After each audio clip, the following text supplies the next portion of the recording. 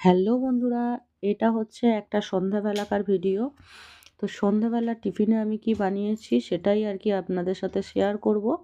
আমি চলে এসেছি রান্নাঘরে, আর রান্নাঘরে এসে দেখুন সর্বপ্রথমে একটা ডিমের পোচ বানিয়ে নিলাম।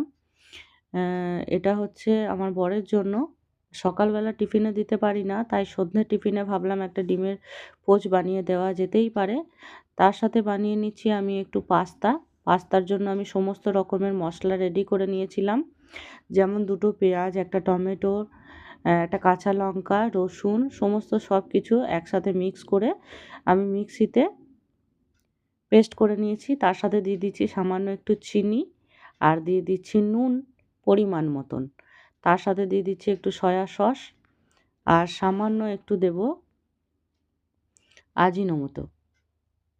তো এই সমস্ত জিনিসগুলোকে নিয়ে একসাথে ফ্রাই করে নিচ্ছি, যাতে করে রসুনের গন্ধটা না থাকে। সামান্য একটু জল অ্যাড করে দিলাম। আর মশলাটা অনেকটা ভাজা ভাজা হয়ে গেলে আমি এই সিদ্ধ পাস্তাটা ফেলে দেব কড়াইয়ের মধ্যে। এই যে মিক্স করে নিচ্ছি, এরপর নাড়াচাড়া করে নিলেই হয়ে যাবে আমার পাস্তা রেডি। তো আমি কিন্তু এইভাবেই পাস্তা তৈরি করি। আপনারা কিভাবে তৈরি করেন একটু জানাবেন কমেন্ট করে। দিয়ে দিলাম সামান্য একটু লাল লঙ্কা গুঁড়ো পাউডার, এতে করে কালারটা খুব সুন্দর লাগবে। আমার ভিডিওটা যদি ভালো লেগে থাকে তাহলে লাইক, কমেন্ট, শেয়ার করতে কিন্তু ভুলবেন না। সাথে বসিয়ে নিচ্ছি একটু চা।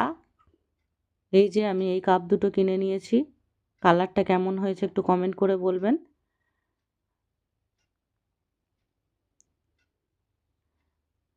এখন আমার মনে পড়ে গেছে যে একটা জিলাপিও আছে বরের জন্য রাখা। সেটাও মাইক্রোওভেনে গরম করে দিতে হবে। তার কারণ সারাদিন বাড়িতে থাকে না, তো সব কিছু খেয়ে ওঠে না। তো সন্ধ্যার টিফিনে আমি সমস্ত সব কিছু একসাথেই অ্যাড করে দিচ্ছি। জানি একটু বকানি শুনতে হবে, কারণ ৪ রকম আইটেম হয়ে যাচ্ছে।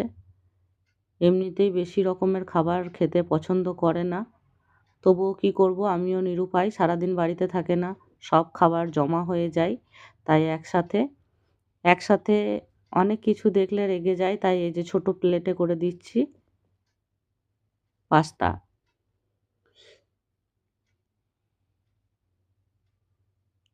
এখন আমি পাস্তাটা আর অমলেটটা নিয়ে, অমলেট নয়, ডিমের পোচ, এই দুটোকে নিয়ে যাচ্ছি। নিয়ে চলে এলাম। এরপর কিন্তু চা ঢেলে নিচ্ছি। সবাইকে আপাতত টাটা। ভালো থাকবেন সবাই।